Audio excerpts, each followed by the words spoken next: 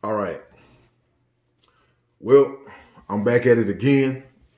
Uh, this your boy Messiah Boss, and what this is what I'm doing right now, man. This is called a BossCast.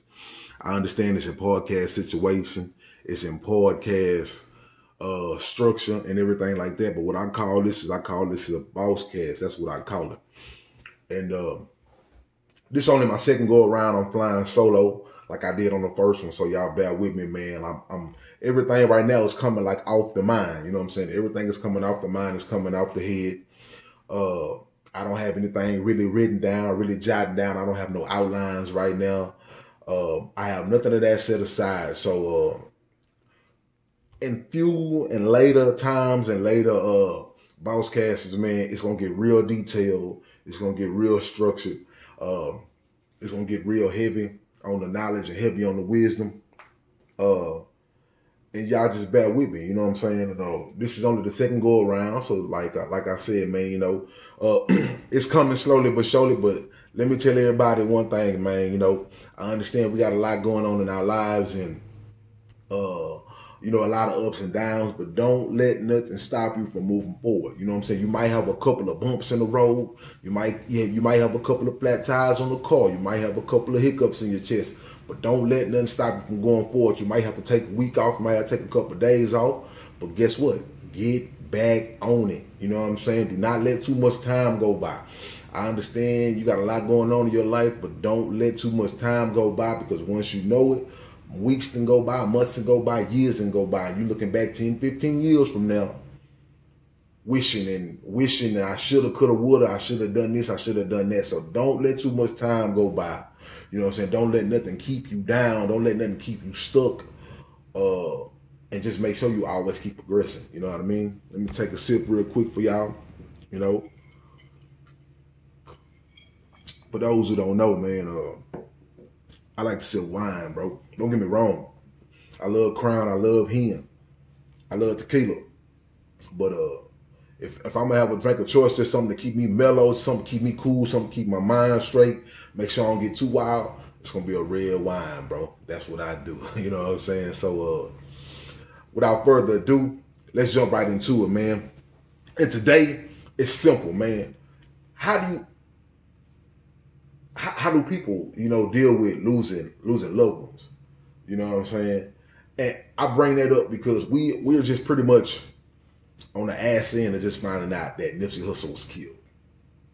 Now, I know a lot of people who are fair weather Nipsey Hussle fans and stuff like that. So they saw what happened. They felt sorry because, he left kids behind and he left a wife behind and things of that nature. I'm not going to get too much into Nipsey Hussle's situation with my opinion because, sometimes with some people's opinions rile the people up more than others. You know what I'm saying? The average everyday nigga can get on the internet and talk about what's going on with Nipsey Hussle and how they feel everything played out. But a nigga like me who look like I garner attention, a nigga like me who look like I can cause interest, and a nigga who like me who look like I ain't gonna back down from no static. Some people might take it wrong, and people try to use it as a marketing scheme, and it just don't turn out right for most people. So I'm not gonna get too deep into the Nipsey Hussle situation, man. God bless that brother, man. R.I.P. man. A sucker took you out, and we can get deep on that situation, but that's not for me to talk about because I feel like I hold no validity when it comes to the situation. You know what I'm saying?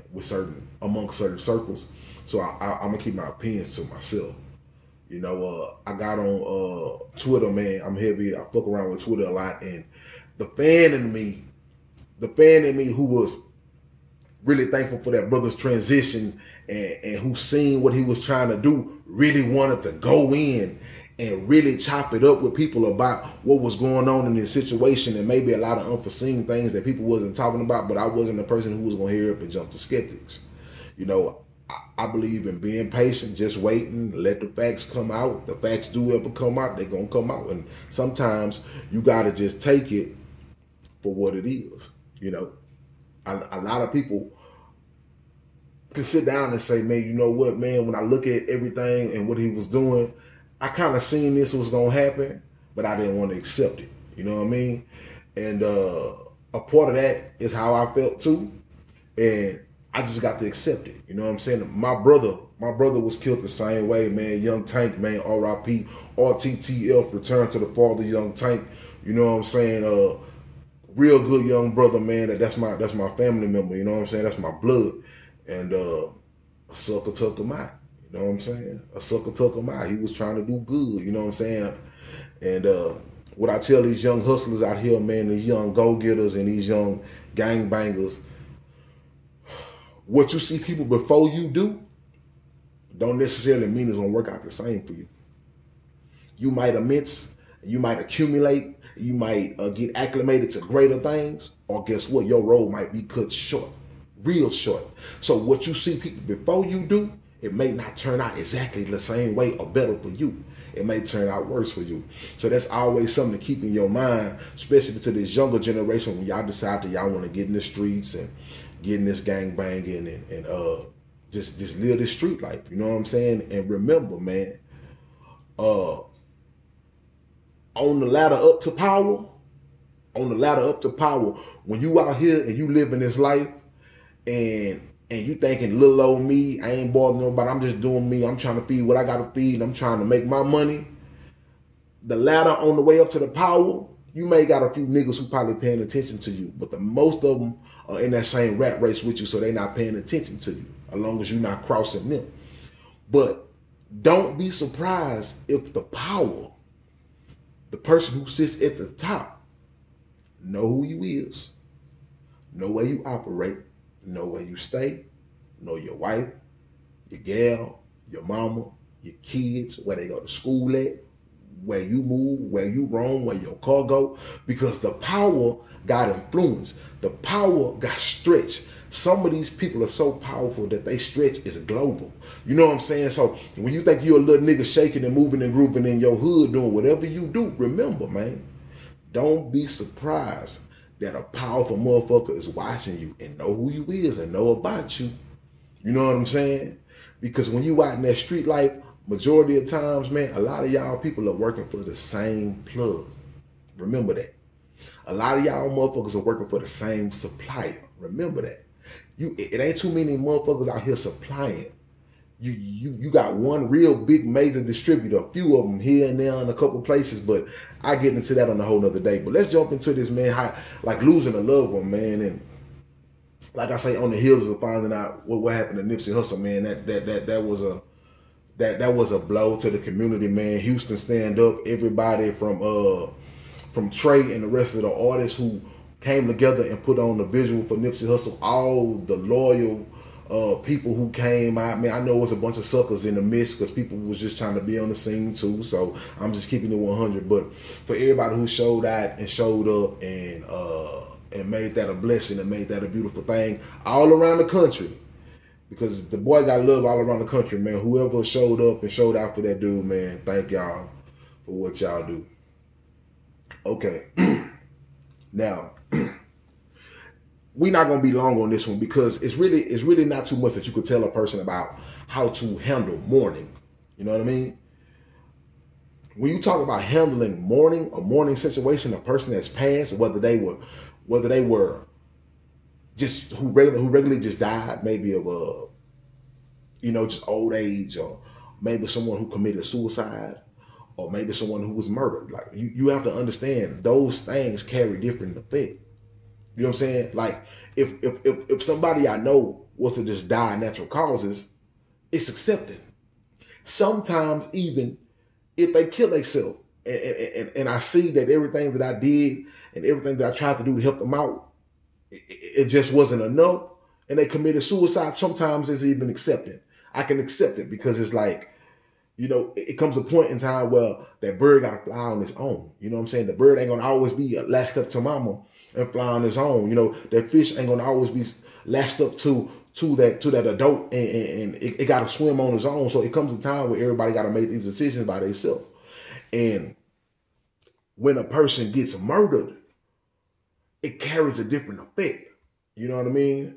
So when you look at somebody who's mourning a person who has passed over to the other side, they're mourning a person who's passed over to the other side. You have to take into account, how did they leave us?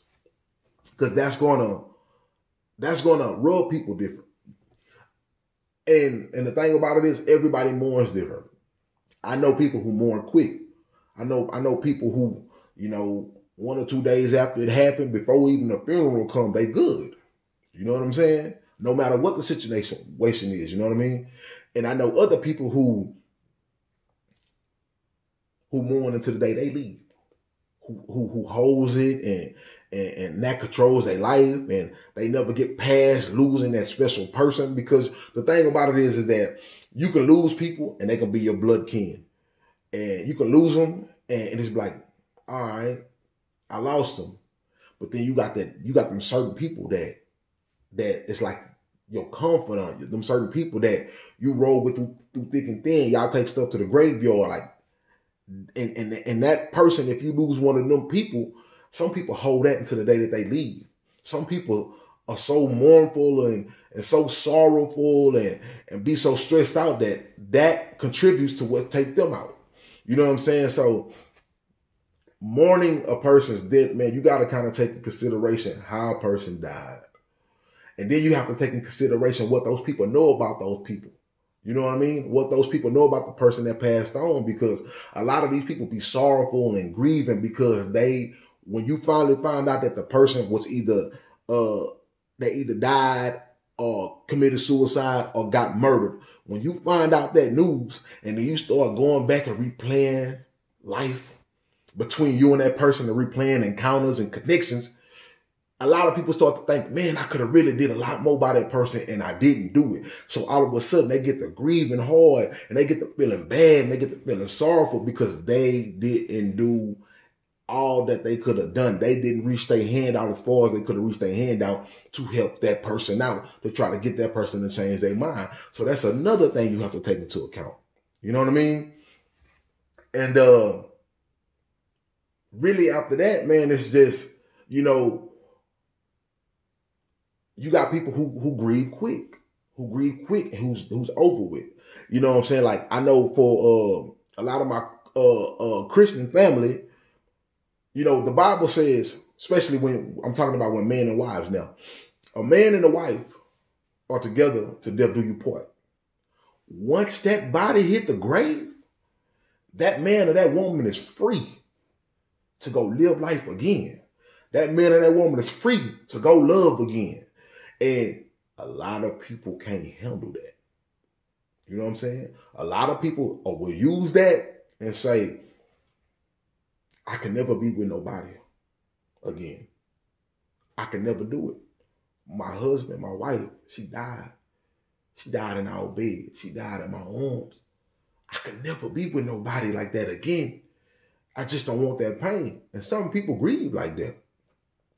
And you got other folks who, I got an uncle point in case. This Negro showed up to the funeral with a new woman, man. A new woman, man. This nigga showed up to my auntie's funeral with a new woman, and my cousin them sitting there saying like, this nigga ain't even take no time to grieve. He showed up with a new woman. And I can't act a fool because that's my daddy. You know what I'm saying? But at the end of the day, for those who believe in the Bible, when that body hit the grave, that person free. They free to go do whatever they want to now. Because you wrong, right, or indifferent. No matter how bad the relationship was or how good it was, y'all took that to the grave. As far as everybody else's perception, y'all loved each other to the grave. So once some person hit the grave, it's over with. Like, I understand having those feelings. And I'm not saying that my uncle in the back of his mind didn't have those feelings. He still didn't care about my auntie, but that nigga moved on quick. You know what I'm saying? Like, I'm not going to say if he was already moving on before then, but what I'm saying is some people grieve real quick. I've seen women do it. You know what I'm saying? When my grandma found out that my grandpa was sick and he wasn't going to make it, she went out and found her new, like, he ain't going to make it. Like, you know what I'm saying? He in a vegetable state. he finna clock out. What y'all want me to do? And she come funeral, you know what I'm saying? My new man coming to the funeral with me. No, grandma, you can't do that disrespectfulness. Not today. Because guess what? Just because you moved on, we ain't ready to let grandpa go like that and thinking of another nigga think he just gonna slide in and be grandpa. The disrespect level was different and everything like that. But what I'm saying is, man, everybody grieve different, man, and everybody got a right to grieve the way that they grieve. And us as people, you know, when the person lose someone, man, all you can do is be there for them. You know what I'm saying? Don't let their grieving, because a person who's grieving sometimes hold on to it for too long, or sometimes they shut down and they become like this cold, nonchalant person. You can't let how that affects them change who you are, though. You stand from afar, unbiased, help. But when it starts to come to you and it starts to be a burden on you, and when it starts to become, it starts to change your mood and your attitude, you got to put some distance between that. Because guess what? It's time for these people to grow up. You know what I'm saying? Especially if they're adults. Now, I get it with kids, especially if they're your kids and your nieces and nephews, man. You hang in there because these kids don't know how to handle these type of situations. You know what I'm saying? They don't understand why really people die, or why really people get killed, or why would somebody kill somebody, or why would somebody kill themselves. They don't really understand these situations. So when it comes to these kids and these teenagers, you hang in there with these kids, and even though they may drive you up the wall with not understanding these things, you still got to hang in there, because these are things that they may possibly don't understand yet. But of an adult who'd have seen death over and over again, who'd have had a couple of family members die, you know what I'm saying? You can't let the way the death treats, not the way the debt treats them. You can't let the way they handle the debt put you out of your character. You know what I'm saying? Because at the end of the day, you're not nobody's savior. You know what I'm saying? You're just an encourager. You're a helper. That's what you are. You know, but yeah, man, that's all I really got for this one right now, man. I told you this is going to be easy. This is going to be quick. This is going to be something that's, you know what I'm saying, real quick, man, because it ain't too many ways you're going to handle debt. You know what I'm saying? I know a lot of people might want to seek help and things like that. You got to do what you got to do. You know what I'm saying? It depends on how the debt is affecting you. And like I said, it depends the situation of the debt. The situation of the debt has a lot to play with it. You know what I'm saying? It has a lot to do with the issue. So, y'all handle it, man. And just know, man, life goes on. The sun still rises. It still get warm outside. Days gonna still be cold where you don't see no sun. The moon still gonna shine. Like nothing stops. You know what I'm saying? Ain't nothing stopping the day from moving. Ain't nothing stopping the time from moving. Ain't nothing stopping the seasons from coming. You know what I'm saying? So death is promised, man. Death is promised. Everybody who's here living, you gonna however you gonna leave. You gonna hit the grave. You gonna get cremated. Don't worry about it. That's all dust and ashes that the Lord gonna scoop up. No matter what, they can drop you in the sea. They can put you in the urn. They can put you in the ground. The Lord gonna scoop up all them ashes, man. It don't matter what they do with you. You know what I'm saying? So, yeah, man. Just be respectful of people's mourning process, and just be always on the positive side. That's all I can tell people. You know, especially if you're outside looking in and you're not the person that's mourning. Be positive. Be positive. Be positive. Even when they don't want you to be positive, even when they want to be negative, always be positive, bro. Because negative on negative ain't gonna do nothing but make more negative, and it's gonna be a negative ass situation. And y'all don't want that. You know what I'm saying? And y'all don't want it to be a situation where it's gonna turn you negative. And use your logic. Use your logic when it comes to these situations. I know feelings be running wild and post feelings be running crazy and rampant. Use your logic, man. You got a brain for a reason. You got a brain that's gonna tell you, yo, my heart feel a certain way, and my heart want me to do a certain action, but my mind, no, them actions ain't right. You know what I'm saying? So just be respectful of people grieving process, and just always be loving and positive. But for today, that's it, man. This your boy Messiah Boss, man. BossCast. You know what I'm saying? It's coming, man. I'm telling people it's coming. Slowly but surely, BossCasts are coming. So just bear with me, man. I'm putting some more together, man. It's gonna be. it's gonna be a hit. I guarantee you, man. Once I get everything up and running and I get the right people around me and I get some more equipment, it's gonna be a beast in here, man. I'm telling you, man. We gonna come with some fire, man. You know what I'm saying? But until then, man, peace and love. I love everybody, man. You know what I'm saying? Everybody keep your head up, you know what I'm saying? And it get greater. It get greater if you put that hustle in. But if you just sitting around on your ass, guess what? It ain't getting no greater. You're gonna keep in that downward spiral. Remember that. It's about what you put into it. You know what I'm saying? It's about what you put into it. You know? So till then, BossCast out, you feel me?